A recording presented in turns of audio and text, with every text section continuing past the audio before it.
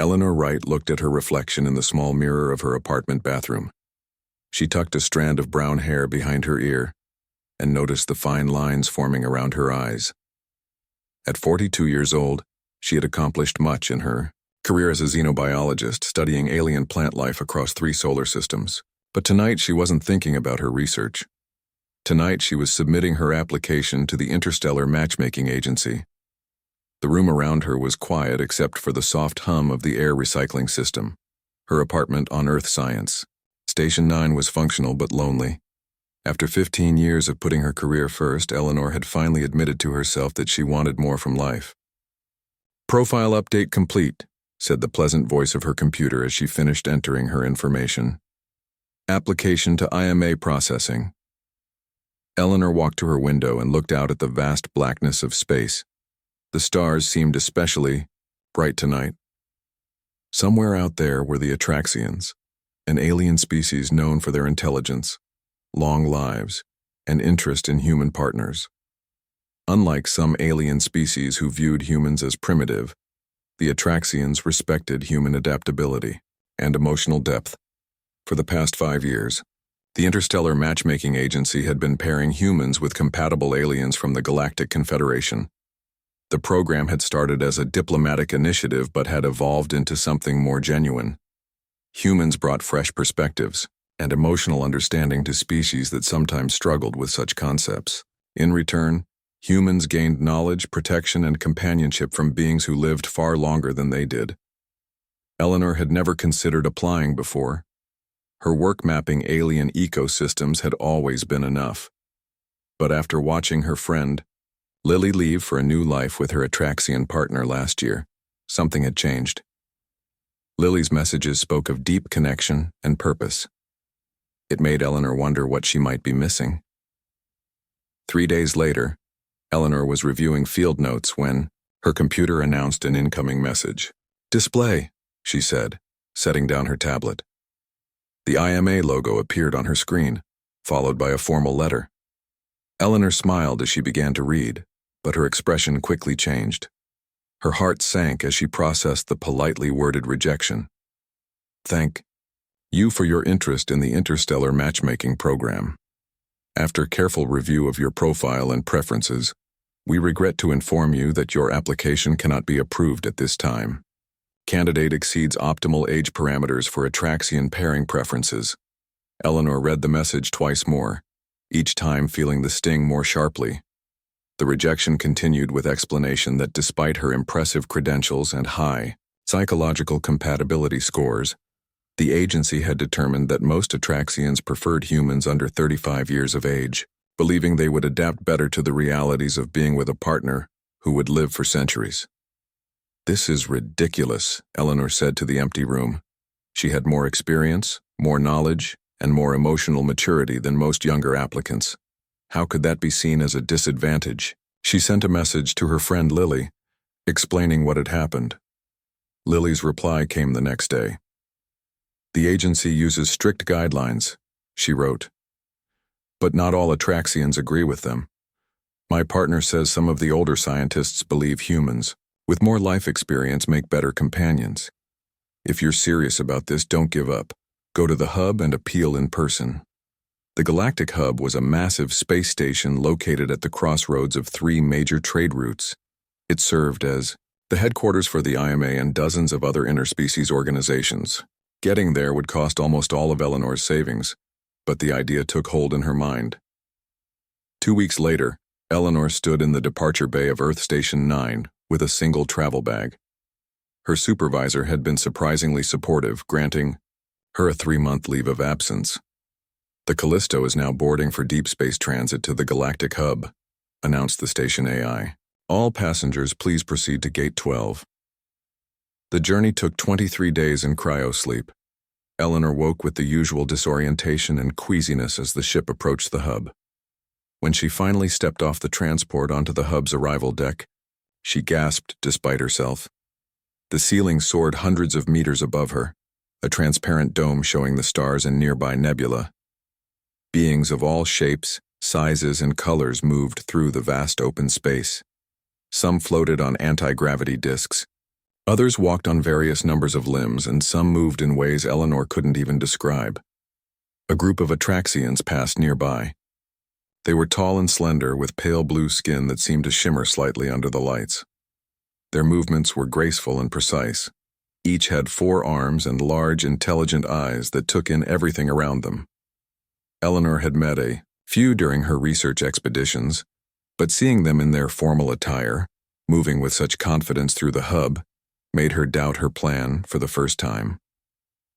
Finding her way to the residential level, Eleanor checked into the cheapest accommodations. She could find a small efficiency unit designed for short-term human visitors. The room was bare except for a bed, a small food preparation area, and a washing facility.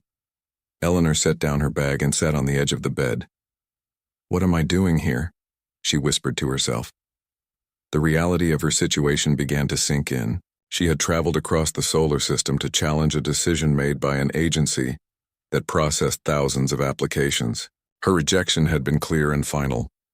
Maybe this had been a foolish impulse. But then she remembered why she had come. It wasn't just about finding a partner. It was about fighting an unfair system that judged her solely on her age rather than all she had to offer. The next morning, Eleanor dressed in her best outfit, a simple blue tunic over black pants, and made her way to the IMA headquarters on the hub's administrative level. The office was housed in an elegant building with sweeping curves and living plants growing along its walls. Inside, beings of various species sat in the waiting area. Several humans, mostly in their 20s and 30s, looked nervous but hopeful. Eleanor approached the reception desk where a human woman greeted her with a practiced smile. "Welcome to the Interstellar Matchmaking Agency. How may we assist you today?"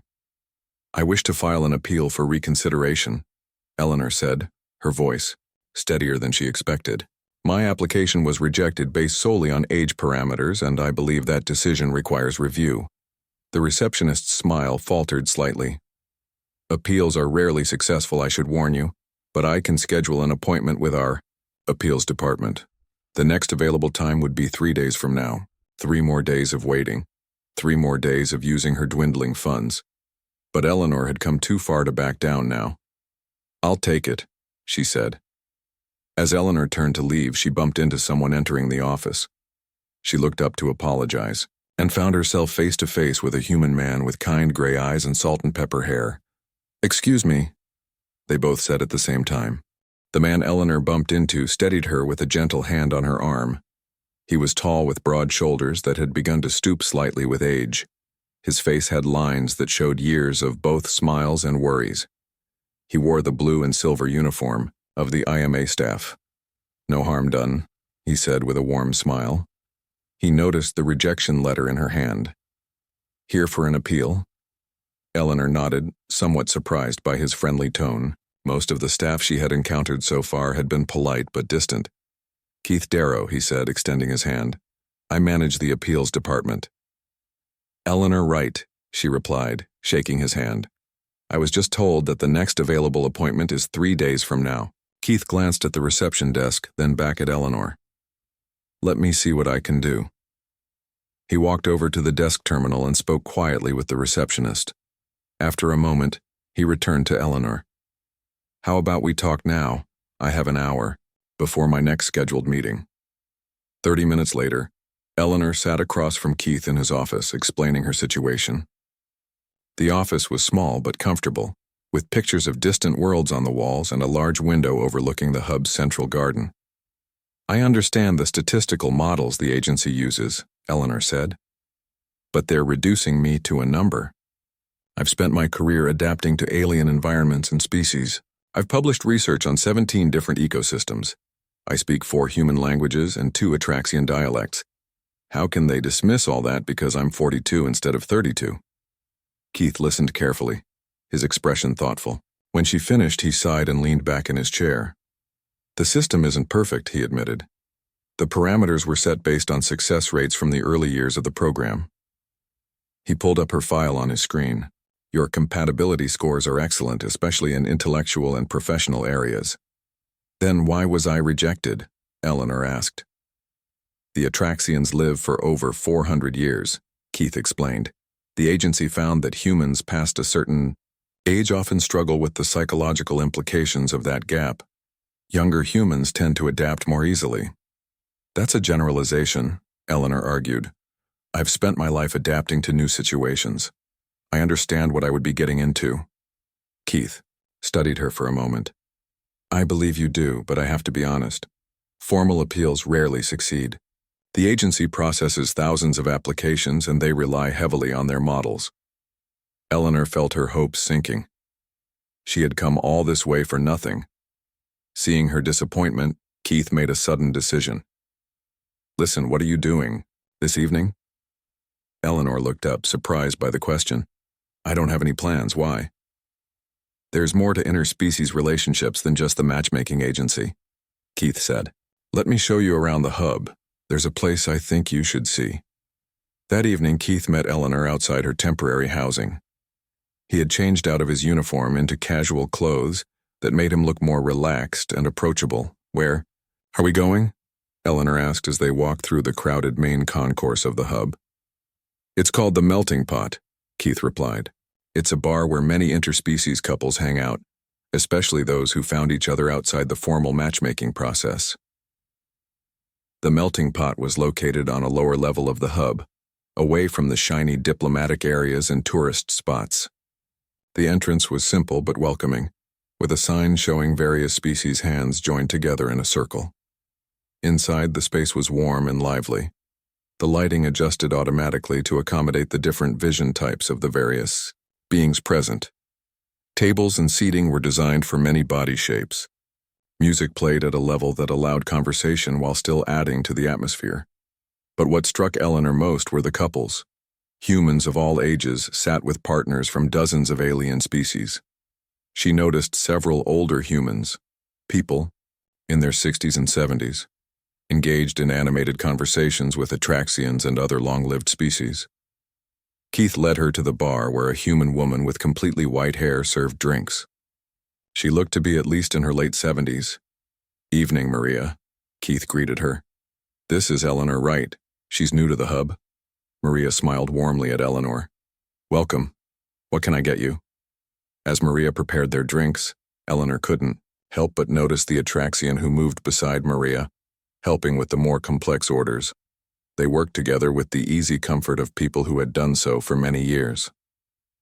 Is that her partner? Eleanor whispered to Keith when Maria moved away. Keith nodded. Dr. Sellin. They've been together for 23 years. Maria was 79 at their bonding ceremony. Eleanor stared in surprise. But the agency told me. The agency deals in statistics, Keith interrupted gently. But love deals in exceptions. As they sipped their drinks, Keith introduced Eleanor to several couples. She met Gary, a 65-year-old former pilot who had found companionship with a Trellan navigator after being widowed. There was Dana, nearly 60, who taught Earth literature to a mixed class of species and had fallen in love with one of her Atraxian students. How did they find each other if not through the agency? Eleanor asked. The old-fashioned way, Keith replied with a smile. They met, they talked, they connected. The agency isn't the only path. Later, as they walked back toward the residential section, Eleanor felt both encouraged and confused. Why did you show me this place? She asked Keith. You work for the agency. Keith was quiet for a moment before answering. I believe in what the agency does. The matching system works well for many people. But I also know that algorithms can't capture everything that makes a person valuable. He looked at her directly. And I didn't like seeing you ready to give up. I came here looking for a chance with an Atraxian, Eleanor said slowly, but now I'm not sure what I'm looking for anymore. Stay a while, Keith suggested. The hub has opportunities for someone with your expertise. The Science Council always needs xenobiologists for consultation work. My leave from Earth Station is only for 3 months, Eleanor said. A lot can happen in 3 months, Keith replied. When they reached her door, Keith handed her a data chip.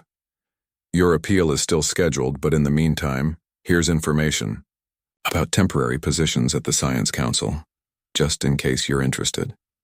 Eleanor took the chip, her fingers brushing against his.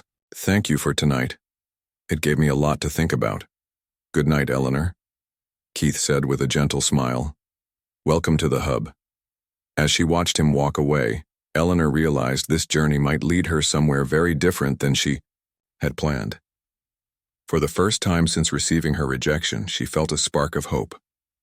The next morning, Eleanor used the data chip Keith had given her to apply for a temporary position with the Science Council. By afternoon, she received a message asking her to come in for an interview the following day. The speed of the response surprised her. Either they were desperate for help or Keith had put in a good word for her. The Science Council occupied an entire section of the hub's research level. As Eleanor approached the main entrance, she marveled at the structure.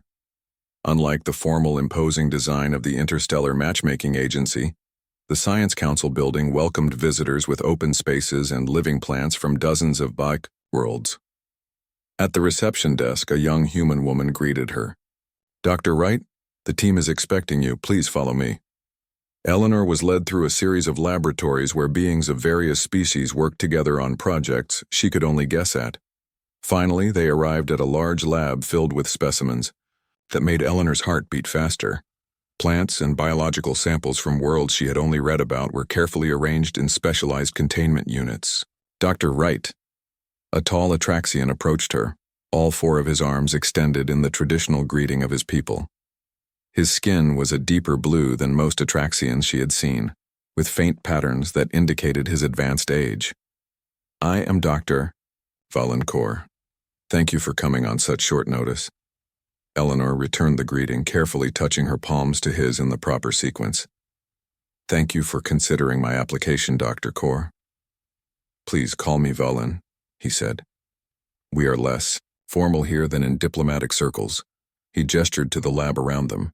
We have received specimens from the Cygnus expedition that are proving challenging.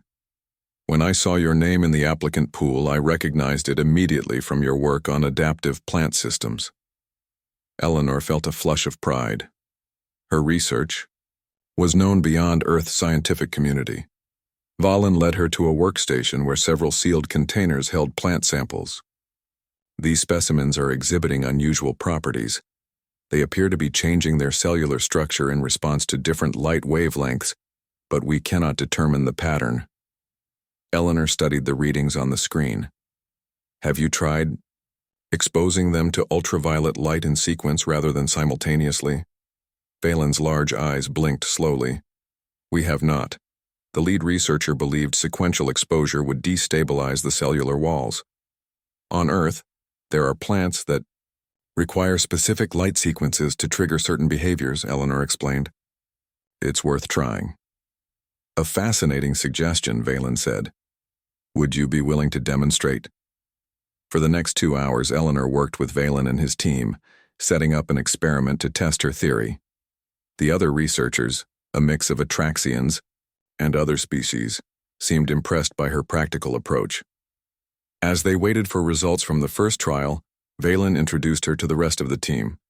Most were much younger than him, with the exception of one human man who appeared to be in his late 50s. Dr. Alan Reed, Valen said, our specialist in botanical communication systems. Alan Reed had a weathered face with laugh lines around, his eyes and gray hair that he wore longer than was typical for Earth scientists. When he smiled at Eleanor, his whole face lit up with genuine warmth. Dr. Wright, he said, shaking her hand firmly. I've read your paper on the symbiotic relationship between the flora of Proxima Centauri IV. Brilliant work. Please call me Eleanor, she replied, surprised and pleased that he knew her research. Then I'm Alan, he said. It's good to have another human on the team who remembers Earth plants that aren't grown in perfectly controlled environments. By the end of the day, Eleanor's experimental approach had yielded promising results. The plants responded to sequential light exposure exactly as she had predicted, revealing a pattern that had previously been hidden. Most impressive, Valen said as the team reviewed the data. The council would be fortunate to have you join us, even temporarily. Can you start tomorrow? Eleanor left the Science Council building feeling more alive than she had in years. This was why she had become a xenobiologist to solve puzzles that crossed the boundaries between worlds. Over the next few weeks, Eleanor fell into a comfortable routine. During the day, she worked at the Science Council, often staying late, to monitor experiments. In the evenings, she sometimes met Keith for dinner or drinks at the melting pot. On her days off, she explored the hub, discovering its hidden gardens and observation decks. She also found herself working closely with Alan Reed. They shared a similar approach to science, practical and hands-on rather than purely theoretical. While the younger researchers relied heavily on computer models, Eleanor and Alan preferred to observe directly when possible. Models can only tell you what you already expect to see, Alan told her one day, as they adjusted the environmental settings for a particularly delicate specimen. Real discovery happens when you notice what doesn't fit the model.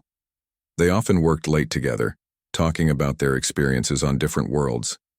Alan had spent the last 12 years working with the Atraxians after a 20-year career with Earth's Science Corps. Like Eleanor, he had dedicated his life to his work, with little time for personal relationships. "Do you ever regret it?" Eleanor asked him one evening as they waited for a growth cycle to complete. "Not having a family back on Earth?" Alan considered the question carefully before answering. "Sometimes. But I've built a different kind of life with different kinds of connections." He looked around the lab. "We're doing work here that matters, and I've found that family can take many forms." One night, as they were finishing a late experiment, Valen came into the lab looking concerned. "We have a problem," he said without preamble. "The quarantine protocols for the Cygnus specimens may have been compromised. One of the environmental technicians reported unusual readings in the ventilation system near our storage area." "What kind of readings?" Alan asked, already moving toward the monitoring station. "Organic particles that match the genetic signature of the Cygnus spore clusters," Valen replied. "If those spores have entered the main air system, we need to check the containment units immediately," Eleanor said, feeling a surge of adrenaline. She had seen the devastating effects of alien contamination during her early career. The three of them rushed to the secure storage area where the most volatile specimens were kept. As soon as they entered, Eleanor knew something was wrong. Air had a faint sweet smell that hadn't been there before. "The third unit," Alan said, pointing to a slight discoloration around the seals. "The integrity field is failing." Before Valen could respond, an alarm began to sound throughout the lab. A calm voice announced, "Biological containment breach detected. All personnel evacuate to designated safe zones. Containment protocols initiating in 3 minutes." Eleanor looked at the failing unit, then at her colleagues. In 3 minutes, the automated systems would lock down the entire section, trapping the spores, but potentially spreading them through the sealed area. "We have to neutralize them before containment," she said firmly, "or we'll have a much bigger problem when the doors open again." Valen looked at Eleanor with concern. "The neutralizing agents are in the main lab. We don't have time to retrieve them." 2 minutes until containment protocols activate," announced the calm voice of the system. Eleanor thought quickly. "The chemical storage unit in this room, does it have sodium bicarbonate solution?" Alan nodded. "Yes, and potassium permanganate. Are you thinking what I'm thinking?" "We can create a rapid oxidation reaction," Eleanor confirmed. "It won't neutralize the spores completely, but it might render them dormant until a full team can deal with them." Valen moved to the storage unit while Eleanor and Alan examined the failing containment field. The discoloration had spread, indicating that more spores were escaping.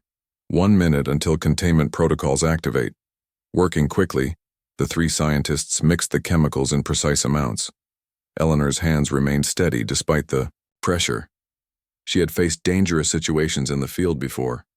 The key was to stay focused on the solution, not the problem. "The mixture needs to be aerosolized," she said.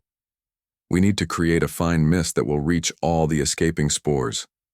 Alan grabbed a pressure sprayer from the emergency equipment locker. "This should work." As he filled the sprayer with their mixture, Eleanor calculated the necessary coverage area. "We need to focus on the leak first, then spread outward in a spiral pattern. 30 seconds until containment protocols activate." Valen stepped back. Humans have better resistance to these spores than Atraxians. I should leave. Go, Eleanor said. We'll handle this. As Valen hurried out, Alan handed Eleanor a breathing mask. Ready? Eleanor nodded, putting on the mask. They began spraying the chemical mixture around the leaking containment unit, working in perfect coordination without needing to speak. Years of field experience guided their movements as they systematically covered every surface where spores might have landed. 10 seconds until containment protocols activate. Almost done, Alan said, his voice muffled by his mask. Just as the final countdown began, they finished spraying. The sweet smell in the air faded, replaced by the sharp odor of the neutralizing chemicals. Containment protocols activated. Heavy security doors slid into place, sealing them inside the storage area. Emergency lights switched on, casting the room in a soft blue glow. Eleanor and Alan looked at each other, still wearing their masks. Now we wait, Alan said. The air scrubbers should clear the chemicals in about 30 minutes, Eleanor replied. Then we can test if the spores are neutralized. They moved to a small monitoring station in the corner of the room and sat down. After removing their masks once the air was clear of chemicals, they watched the screens that showed microscopic views of air samples. The spores are definitely dormant, Alan said, after examining the readings.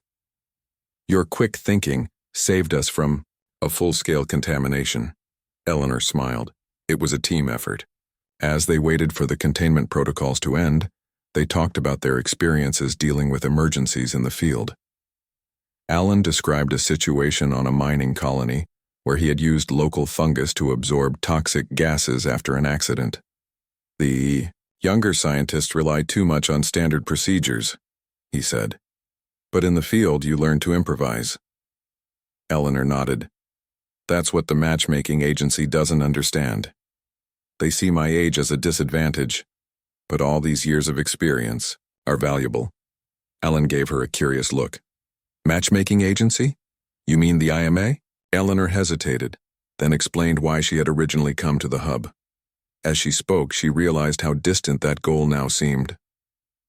I applied too, Alan said when she finished. About 5 years ago. What happened? Eleanor asked. Alan's expression was wry. Same as you, too old. I withdrew my application after the initial screening. Decided I didn't want to be with someone who would select me from a database anyway. They were interrupted by Valen's voice over the communication system. Dr. Reed, Dr. Wright, are you unharmed? We're fine, Alan replied. The spores have been neutralized. They're dormant now. Excellent work, Valen said. Emergency teams are preparing to lift the containment protocols. You should be released within the hour. After the communication ended, Eleanor and Alan sat in comfortable silence for a few minutes. Why did you apply to the agency? Eleanor asked eventually. Alan considered the question. Honestly, I was lonely. I've spent most of my adult life moving between research stations and alien worlds. When I came to the hub, I saw all these interspecies, couples who seemed to have found something meaningful. He paused. What about you? Similar reasons, Eleanor admitted. I thought I was content with my work, but watching a friend find connection with an Atraxian partner made me realize what was missing in my life. Alan nodded. And now? Are you still hoping the agency will reconsider your application? Eleanor was surprised to realize she hadn't thought about her appeal in days. I'm not sure anymore. Coming here has changed my perspective. Before Alan could respond, the containment doors began to open. A team in protective gear entered, led by Valen and Keith Darrow. Eleanor. Keith hurried toward her, looking worried. Are you all right? When I heard there was an incident in the lab and you were involved, I'm fine, Eleanor assured him. Keith turned to Alan. Dr. Reed, no adverse effects? None, Alan confirmed. Dr. Wright's quick thinking prevented any real danger. Over the next few hours, Eleanor and Alan were examined by medical staff, debriefed by security, and congratulated by Science Council officials. News of the incident spread quickly through the hub. By evening, they were being called heroes for preventing what could have been a serious contamination event. As the emergency response wound down, Keith approached Eleanor. I think this calls for a celebration. Dinner tonight? I know a place with an amazing view of the stellar nursery. Eleanor glanced at Alan, who was speaking with Valen nearby. Actually, I should probably rest. It's been an intense day. Keith nodded, understanding in his eyes. Another time, then. As people began to leave, Alan walked over to Eleanor. Someday, huh? Eleanor smiled. Not exactly what I expected when I came to work this morning. I was thinking, Alan said, his voice casual but his eyes serious. The observation deck on level 7 has a special viewing of the comet cluster tonight. If you're not too tired, maybe we could watch it together. Eleanor felt a warmth spread through her that had nothing to do with the day's excitement. I'd like that, she said. As they walked out together, Eleanor realized that her journey to the hub had led her somewhere she never expected, but perhaps exactly where she needed to be. The observation deck on level 7 was quieter than Eleanor expected. Most visitors to the hub preferred the larger, more popular viewing areas on the upper levels. This deck was smaller and tucked away from the main corridors, but offered an unmatched view of the approaching comet cluster. Alan was waiting when she arrived. He had changed from his lab clothes into simple casual wear, but his smile when he saw her was anything but casual. It lit up his face in a way that made Eleanor feel both nervous and excited. I was afraid you might change your mind, he said as she joined him by the large viewing window. After facing deadly alien spores, watching comets seems like a nice, calm activity, Eleanor replied with a smile. They stood side by side, watching as the first of the comets came into view. The cluster passed through this section of space only once every 62 years, creating a spectacle of light and color as the comet's tails interacted with the nearby nebula gases. Beautiful, Eleanor whispered as streaks of blue and purple light began to fill the dark space beyond the window. Yes, Alan agreed, but when Eleanor glanced at him, he was looking at her, not the comets. They talked as they watched the cosmic display. Not about work or science, but about their lives, their hopes, the paths that had led them to this moment. Alan told her about growing up in a small farming community on Earth, his fascination with plants leading him to botany and eventually to the stars. Eleanor shared stories about her childhood in a coastal city, watching ships come and go and dreaming of what lay beyond the horizon. I never thought I'd end up here, she admitted. Working in an advanced lab on a space station, watching comets with, Alan prompted when she trailed off. With someone who understands, she finished softly. As the last comet passed from view, they remained, reluctant to end the evening. Finally, Alan spoke. I have something to tell you, he said. Valen offered me a position on the terraforming project today. They're establishing new research colonies on the planets in the Lyra system. Eleanor felt a strange mix of happiness for him and sadness for herself. That's wonderful, Alan. It's a prestigious project. It is, he agreed. But I haven't accepted yet. He turned to face her fully. Valen also mentioned that they need a xenobiologist, someone with experience in adapting Earth plants to alien environments. Eleanor's heart beat faster. Are you saying... I'm saying that if you wanted, we could both go. Work together on something important. Start fresh. The next morning, Eleanor walked to the Interstellar Matchmaking Agency for her appeal appointment. The office looked exactly the same as when she had first visited, but she felt like a different person. Keith was surprised to see her. I thought you might have forgotten about the appeal with everything that's happened. I didn't forget, Eleanor said, but I'm not here for the appeal. I came to withdraw my application completely. Keith's expression showed both disappointment and understanding. May I ask why? After the way you handled the containment breach, several Atraxian officials were reconsidering the age parameters. Your appeal might actually succeed now, Eleanor smiled. That's good to know, but I don't need it anymore. I came to the hub looking for connection, for someone who would value me for who I am now. Not despite my age. She paused. I found that, just not where I expected. Dr. Reed, Keith asked quietly. Eleanor nodded. We've been offered positions on the terraforming project. We're leaving in 3 weeks. I see. Keith managed to smile. He's a good man. I hope you'll be happy. Thank you, Keith, not just for this, but for everything. For showing me the melting pot, for helping me see that there are many paths to finding connection.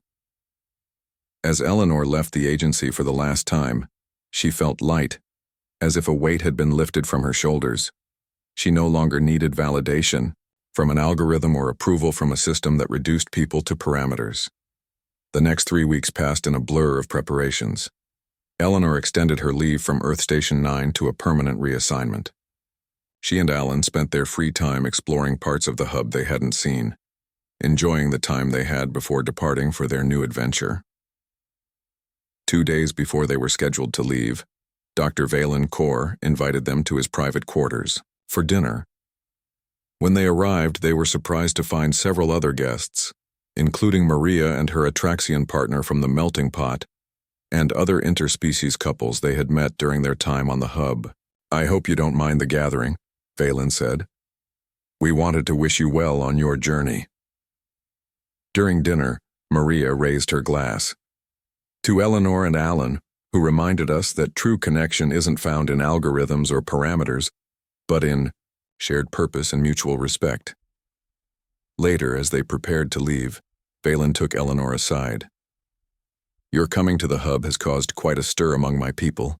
The matchmaking agency has received formal requests from several Atraxian scientists to reconsider their age restrictions for human partners. Really? Eleanor was surprised. Your handling of the containment breach demonstrated what humans with experience bring to a partnership, Valen explained. We live for centuries, but that doesn't mean we always appreciate the value of years. You and Alan have helped change that perception. On the morning of their departure, Eleanor and Alan stood in the loading bay watching as their belongings were transferred to the ship that would take them to the Lyra system. The terraforming project would be challenging, requiring all their knowledge and experience, but they would face it together. Having second thoughts, Alan asked, noticing Eleanor's thoughtful expression. Not at all, she replied. I was just thinking about how sometimes the worst rejection can lead you exactly where you need to be. Alan took her hand, his touch warm and familiar now. You know, I never thanked the matchmaking agency for telling me I was too old. Eleanor laughed. Neither did I, but maybe we should. As they boarded the ship that would take them to their new home, Eleanor thought about the journey that had brought her here. She had come to the hub feeling rejected and unwanted, desperately seeking validation from a system that couldn't see her true worth. Instead, she had found something far more valuable, someone who appreciated her not despite her age, but because of it. Someone who saw her years of experience as an asset, not a liability. Someone who showed her what true connection really meant. As the ship pulled away from the hub, Eleanor and Alan stood together at the viewport, watching as the massive station grew smaller. Their future stretched before them like the stars, vast, bright and full of possibilities. Ready for our next adventure? Alan asked, his arm around her shoulders. Eleanor smiled up at him. With you? Always.